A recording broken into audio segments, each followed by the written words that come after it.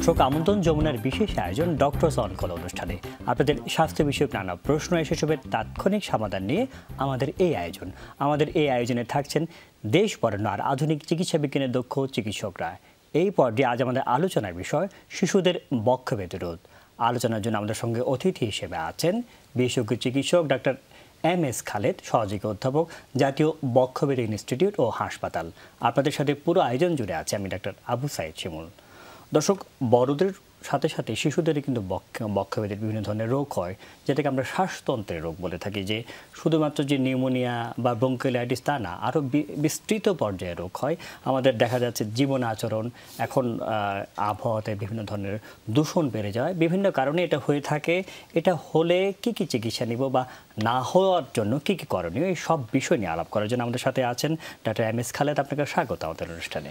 ধন্যবাদ আপনাকে এবং আপনার মাধ্যমে যমুনা টিভির অগণিত দর্শক শ্রোতা যারা দেশের বিভিন্ন প্রান্ত থেকে বিভিন্নভাবে এই অনুষ্ঠানটি দেখছেন, তাদের সবাইকে শুভেচ্ছা এবং অভিনন্দন। জি, আপনাকে অভিনন্দন। একটু আমরা জানতে চাইছি যে এই যে বক্ষব্যাধির রোগ বলছেন, অর্থাৎ শ্বাসতন্ত্রের রোগ, আপনি তো দীর্ঘদিন ধরে আসলে এই বিষয়ে অভিজ্ঞ, আমরা বলবো। এই শিশুদের চিকিৎসা দিয়ে যাচ্ছেন, সেবা দিয়ে যাচ্ছেন, গবেষণার সাথেও জড়িত।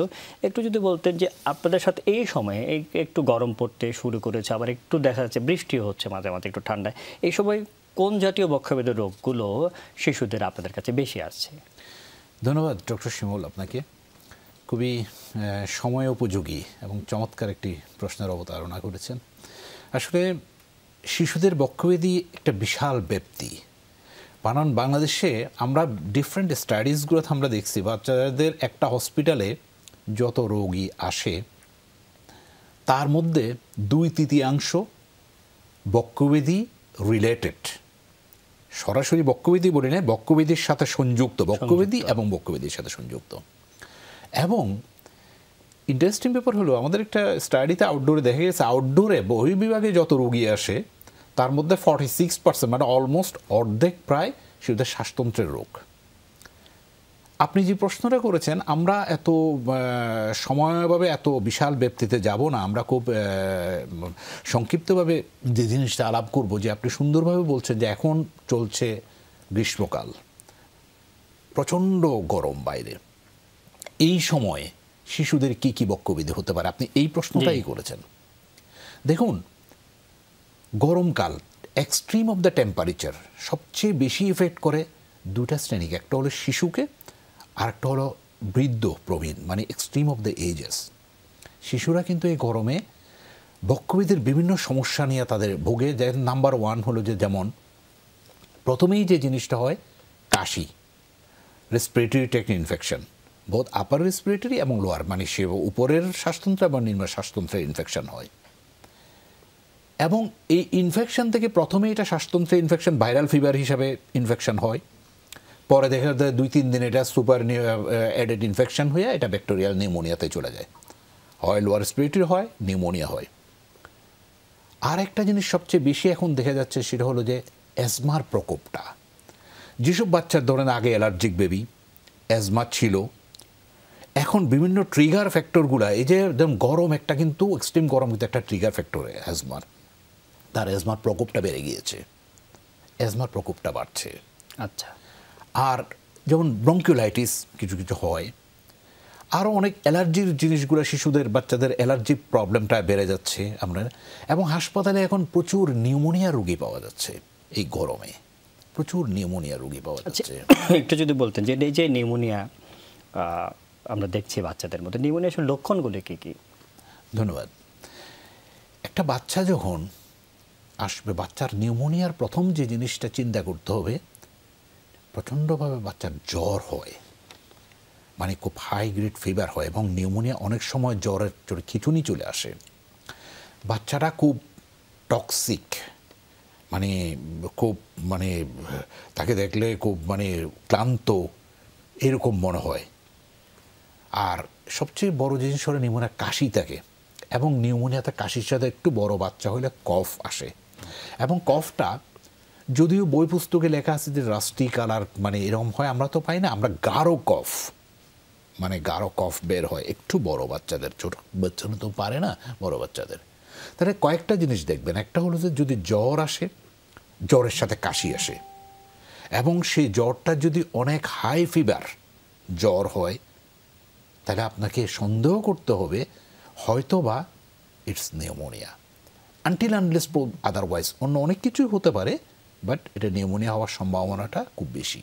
আচ্ছা, এই যে নিউমোনিয়া হলো, দেখলেন আপনি বললেন কিছু লক্ষণের কথা। নিউমোনিয়া হলে যে সবসময় যে অনেক বেশি মারাত্মক বা ভয়ঙ্কর হয়ে যাবে তা তো নয়। ঘরোয়াভাবে যখন মনে করলেন যে না আমার বাচ্চাটা যে সর্দি কাশি আছে, সবাই তো আসলে নিউমোনিয়া বোঝার উপায়ও নেই, ঘরোয়াভাবে আসলে কী কী করণীয় রয়েছে? ধন্যবাদ। যে জিনিসটা হয় আমাদের এখানে হয় কি, বাচ্চাদের কিন্তু সব জ্বরই কিন্তু নিউমোনিয়া না। হ্যাঁ, আমরা একটা সাধারণভাবে প্রচলিত একটা জিনিস আছে যে কাশি হলো জ্বর হলো নিউমোনিয়া না। কেন? এটা তো ব্রঙ্কিওলাইটিসও তো হতে পারে। এটা যদি একটু, যেহেতু আপনি প্রসঙ্গটা উঠিয়েছেন, তাহলে একটা আপনি শব্দ বলেছেন যে ব্রঙ্কিওলাইটিস, তাহলে কোনগুলো নিউমোনিয়া বা কোনগুলো ব্রঙ্কিওলাইটিস, এটার সাধারণভাবে সাধারণ মানুষজন কিভাবে আসলে পার্থক্য করে বুঝতে পারবে, এই সব বিষয় নিয়ে আমরা আলাপ করবো একটি বিরতির পর। সেই দর্শক অনুষ্ঠানে এই পর্যায়ে নিয়ে নিচ্ছে একটা ছোট্ট বিরতি, সাথেই থাকবে। বিরতির পর ডক্টর সলভ কোন অনুষ্ঠানে আপনাদেরকে আবারও স্বাগত জানাচ্ছি। আজকে আমাদের আলোচনার বিষয় শিশুর বক্ষব্যাধির সমস্যা, এবং আমাদের সাথে অতিথি হিসেবে আছেন ডক্টর MS খালেদ। আমরা আলাপ করছিলাম, আপনি খুব সুন্দরভাবে বলছেন যে সবগুলো আসলে সর্দি কাশি হলে তো নিউমোনিয়া হবে তা না, ব্রঙ্কিওলাইটিস একটা শব্দ বলেছেন। একটু যদি জানতে চাই, আগে আমি ব্রঙ্কিওলাইটিসটা জেনে নিই, তারপর পার্থক্যটা জানবো। আসলে ব্রঙ্কিওলাইটিস আসলে রোগটা কি? ব্রঙ্কিওলাইটিস হলো বাচ্চাদের একটা রেসপিরেটরি ইনফেকশন, একটা viral infection, respiratory syncytial virus দিয়ে হয় এবং এটা একটা নির্দিষ্ট বয়সে হয়, যেমন 2 মাস থেকে আমরা বলি 2 বছর, ম্যাক্সিমাম ক্ষেত্রে দেখা যায় যে 6 মাস থেকে 9 মাস বয়সে এটা সবচেয়ে বেশি হয় এবং বাচ্চাদের, ছেলে বাচ্চাদের বেশি হয়। সবারই হতে পারে, কিন্তু আমি যেগুলো বলছি তাত্ত্বিক মানে রিসার্চ যেটাকে বলে, ছেলে বাচ্চাদের বেশি হয়। ব্রঙ্কিওলাইটিসের সাথে হয় কি, ব্রঙ্কিওলাইটিসে একই জিনিস, জ্বর হবে, কাশি হবে। তাইলে আপনি প্রশ্নটা করতে পারেন তাহলে আমি পার্থক্যটা কোথায়? একটা ভাইরাল ব্রঙ্কিওলাইটিস একটা ভাইরাল ফিভার, একটা ভাইরাসজনিত রোগ, আর নিউমোনিয়া একটা ব্যাকটেরিয়াল। এটা একটা বড় ধরনের পার্থক্য। আর একটা মা বাবা কীভাবে বুঝবে? সাধারণভাবে মা বাবা বুঝার একটা জিনিস হলো, ব্রঙ্কিওলাইটিসের বাচ্চাগুলা বয়স একটা বললাম 2 মাস থেকে 2 বছরের বেশি সাধারণত ব্রঙ্কিওলাইটিস হয় না। বাচ্চাগুলো হয় কি, প্রচুর কাশি আছে, কাশির সাথে বুকে আওয়াজ, সাঁই সাঁই করে বুকে আওয়াজ করে, শ্বাসটান হয়, কিন্তু বাচ্চাগুলো খুব হাসি খুশি থাকে, খেলাধুলা করে। তো এই জন্য ওখানে আমাদের একটা বাংলা একটা প্রবাদ আছে, হাসি কাশি বাসি, ব্রঙ্কিওলাইটিস। মানে বাচ্চা অনেক কাশতেছে, মা বাবা অনেক চিন্তা, বাচ্চার আপনি একটু তাকে রিলিভ করেন, নিউবুলাইজ করেন বা একটু নাকটা পরিষ্কার করে দেন, বাচ্চা খুব খেলাধুলা করছে। কিন্তু নিউমোনিয়া ইজ এ মানে ডেঞ্জারাস ডিজিজ। নিউমোনিয়ার বাচ্চাগুলো হয় কি, নিউমোনিয়ার বাচ্চাগুলো অনেক বেশি জ্বর থাকে, জ্বরের সাথে কাশি তো আছেই, অনেক বেশি জ্বরের সাথে খিঁচুনি হয়ে যেতে পারে। নিউমোনিয়ার বাচ্চাগুলো কেমন যেন একটু নেতিয়ে পড়ে, মানে একদম এই খুব কান্নাকাটি খুব বেশি করে না, খুব নেতিয়ে পড়া একটা ভাব আছে নিউমোনিয়ার বাচ্চাদের। আচ্ছা, এবং নিউমোনিয়ার বাচ্চাগুলো খুব সিভিয়ার হয়, সিরিয়াস হয় নিউমোনিয়ার বাচ্চাগুলো। আচ্ছা, এই যে ব্রঙ্কিওলাইটিস তো দেখা যাচ্ছে যে জ্বর কম হচ্ছে, তার ইনফেকশনও হচ্ছে না। ব্রঙ্কিওলাইটিস হলে আসলে এই ক্ষেত্রে আসলে ঘরোয়াভাবে আমি বলবো যে একটু একই সাথে, মানে সর্দি কাশি হলে সাধারণভাবে ঘরোয়াভাবে মা বাবারা কী করবেন? না, ব্রঙ্কিওলাইটিস প্রথমে, সেটা ব্রঙ্কিওলাইটিস হোক বা নিউমোনিয়া হোক, সর্দি কাশির ক্ষেত্রে আর কি। হ্যাঁ, প্রথমেই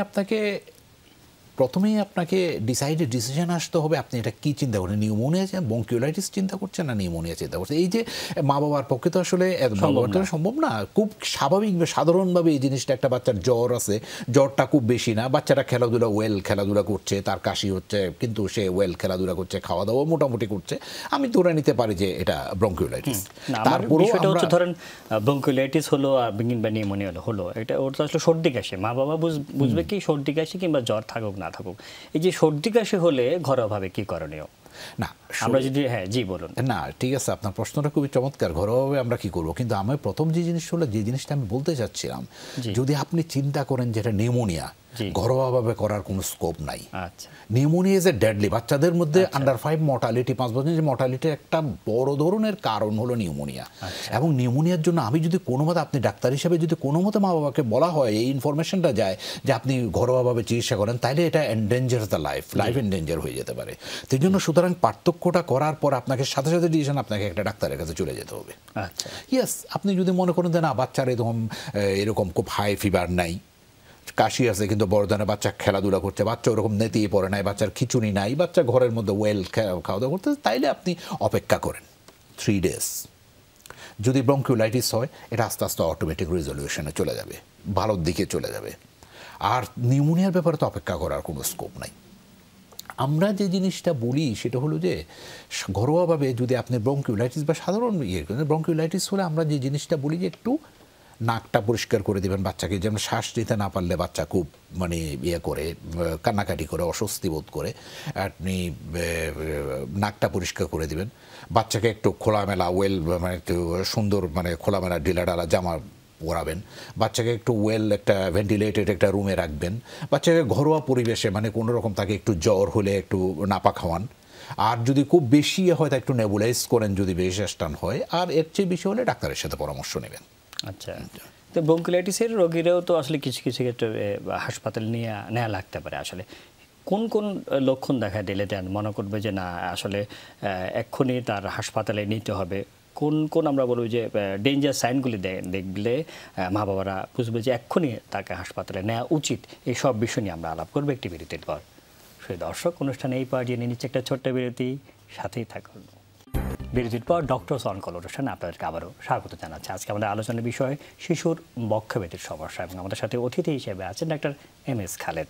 আমরা আলাপ করছিলাম, আপনি সুন্দরভাবে বলছিলেন যে নিউমোনিয়া এবং ব্রঙ্কিওলাইটিস, এবং নিউমোনিয়া হলেও কাল বিলম্ব না করে যত দ্রুত সম্ভব একজন শিশু বিশেষজ্ঞের পরামর্শ নেওয়া উচিত। আর ব্রঙ্কিওলাইটিসের ক্ষেত্রে আমরা প্রশ্ন রেখেছিলাম বিরতির আগে যে কিছু কিছু উনি তো আসলে মেনে চলবেন ঘরোয়া চিকিৎসা বা ঘরোয়া পদ্ধতি, কিন্তু কখন একজন মা বাবা মনে করবে যে না ব্রঙ্কিওলাইটিসও তাকে হাসপাতালে নিয়ে যেতে হবে? না, ব্রঙ্কিওলাইটিসে হাসপাতালে তো অবশ্যই নিয়ে যেতে হবে, কারণ আমাদের হাসপাতাল তো ব্রঙ্কিওলাইটিস যখন সিজন আসে তখন হাসপাতাল ভর্তি হয়ে যায় ব্রঙ্কিওলাইটিসের রুগীতে। কখন হবে? যদি তার শ্বাসটানটা খুব বেড়ে যায়, খুব বেশি শ্বাসকষ্ট হচ্ছে, তো সেটার একটা মানে হিসাব আছে।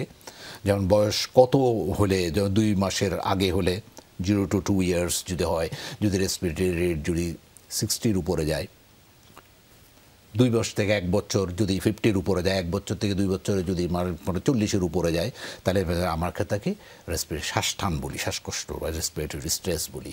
ইন দ্যাট কেস আপনি নিয়ে যাবেন। আর 2 নম্বর কথা হলো যে যদি তার কোনো কারণে স্যাচুরেশন কমে যায়, অনেক বেশি মানে স্যাচুরেশন কমে যাচ্ছে, 90-এর নিচে নেমে যাচ্ছে, আমরা বাচ্চাদের ক্ষেত্রে সাধারণত 95 থেকে উপরে স্যাচুরেশন রাখতে বলি।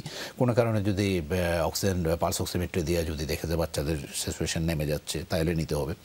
সবচেয়ে বড় যে জিনিসটা আমি একজন শিশু বিশেষজ্ঞ চিকিৎসক হিসাবে আমি যেটা বলি, মা ইজ দ্য বেস্ট জাজ।